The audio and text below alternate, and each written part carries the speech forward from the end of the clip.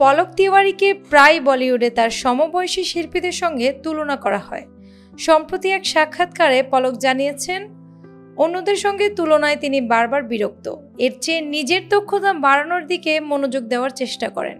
ম্যাশেবল ইন্ডিয়াকে দেওয়া এক সাক্ষাৎকারে পলকের কাছে জানতে চাওয়া হয়, অনন্যা পাণ্ডে, সুহানা খান ও ইব্রাহিম আলী খানের মতো সমসাময়িকদের সঙ্গে তুলনায় তিনি চাপ অনুভব করেন কিনা। পলক বলেন, আমি কোনো চাপ না নেওয়ার চেষ্টা করি, কারণ যখন আপনি আপনার সেরা কাজটি করার চেষ্টা করেন তখন চাপ বাধা হয়ে দাঁড়ায়।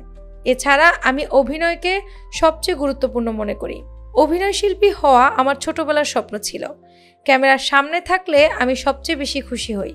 আমি সন্তুষ্ট নিজে আমার স্বপ্ন পূরণ করতে পেরেছি। তাহলে আমি কেন অন্য কারো কথা ভাবব? তাই তুলনায় নয়, বরং নিজের কাজ নিয়েই আমার বেশি আগ্রহ। পলক বলেন, বলিউডে তার সহকর্মীদের সঙ্গে প্রায় দেখা হয়। তার কথায়, প্রত্যেককেই তাদের জার্নি শুরু করেছেন। আমরা সবাই নিজেদের সংগ্রাম, চ্যালেঞ্জ নিয়ে কথা বলি। অনেকের মধ্যে থেকে সুযোগ পাওয়ায় নিজেদেরকে সৌভাগ্যবান মনে করি। কেবল আমি নই, কেউই তথাকথিত তুলনা নিয়ে ভাবে না।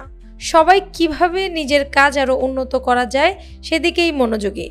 পলককে শেষ দেখা গিয়েছিল ভূতনি ছবিতে, তবে সিনেমাটি বক্স অফিসে সাফল্য পায়নি।